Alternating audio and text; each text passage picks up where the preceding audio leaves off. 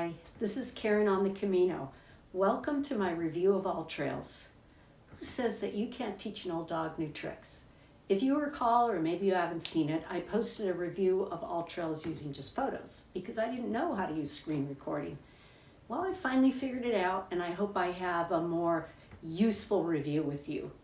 Let this, my experience, be a reminder for all of us older folks that even though we didn't grow up in the technology age, we can still learn. I'm finding it quite exciting. And of course, sometimes it's a little frustrating too. But anyway, let's get on with the review, shall we? All right, here's my review of AllTrails. So as you see, I've already opened up the app, and in the first button, the one on the bottom that says Explore, it pulls up a map. And I've already put in South Lake Tahoe, and a lot of trails come up. I'm going to narrow it down to Van Sickle by State Park, which is where I was. And the trail that I took, I believe was right here. There we go, the Van Sickle Rim Trail Connector. It shows us it's a moderate trail, rated as moderate. It has 4.8 out of 5 stars. It tells us exactly how long it is and about how long it will take. The black arrow on the right-hand side shows me that I've downloaded it. The banner kind of sort of on the right-hand side shows me that I've put it into my favorites.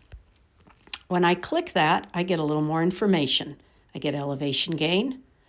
I find out that it's an out and back or a loop trail, seasonal road closures. There's information on avalanche dangers. I can get directions for either Google Maps or Apple. You can preview the trail, which gives you, it's not really 3D, but you get an idea of where the trail falls along the geography or topography of the place. I won't go through the whole thing, but you can check that out on your own. It lets you know some of the photo spots. You can ask questions about the trail. You can find out about the facilities. You can find out about weather, surface type, reviews, and then you'll have the various reviews of other people. So that's the Explore tab. If you go to Saved, so these are ones that I've saved. And if I click South Lake Tahoe, there we go, the Van Sickle Rim Trail Connector, and a bunch of others that I obviously didn't get to do. Trails that I've downloaded. I downloaded a whole bunch when I was in Tahoe. Any state parks that you're interested in visiting, you can also put them in your saved list. So that all is under Saved. Then you can go to the Navigate tab, and let's say I happen to be in the San Francisco area, and I just want to start walking, and I am, where am I? Where would be a nice place? Okay, I see a park, Franklin Square. And let's say I'm going to start, I'm not going to share my location. I guess that won't work. But you can then track where you're going.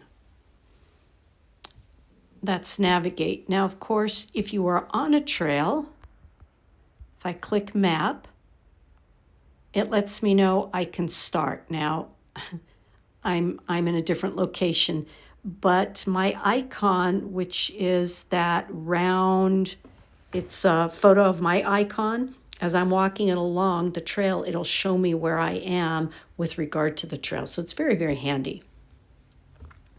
Activity.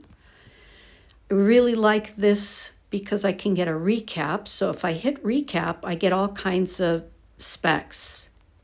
Nope, that's not the one I wanted. There we go. I find out how long it is, meaning distance, elevation gain. It shows me my actual moving time and my total time.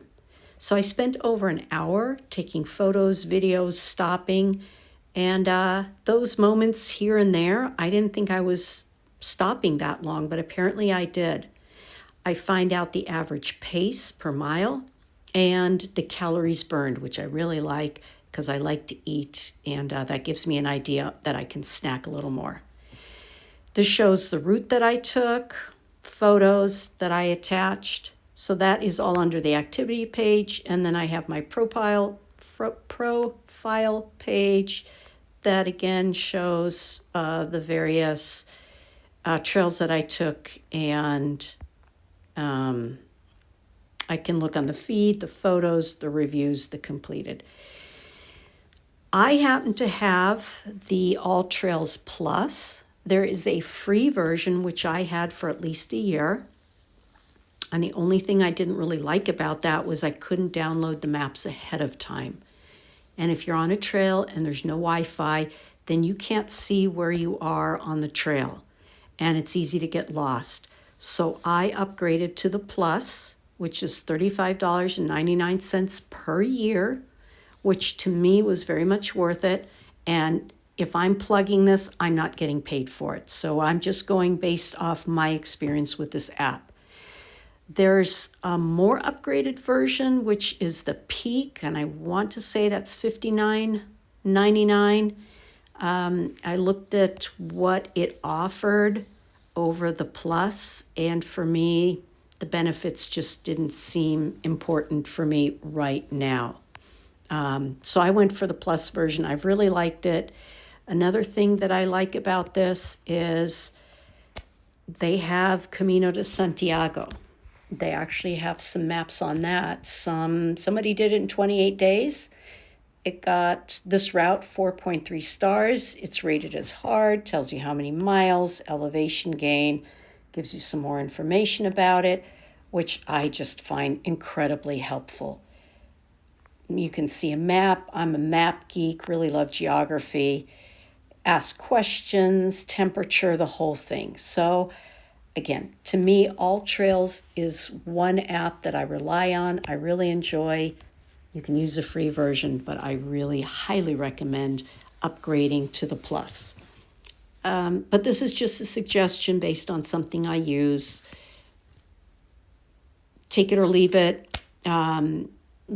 Disclaimer here, I'm not plugging anything for financial gain. It's just something I've used and I found helpful. But if it doesn't work for you, that's fine. I've got another app that I also use simultaneously, and I will do a review of that shortly. If you have any questions, tips, feedback, please drop it in the comments section, because I am hoping to create a community of like-minded individuals who want to help each other, support each other, encourage each other. So that's it for now. Buen camino.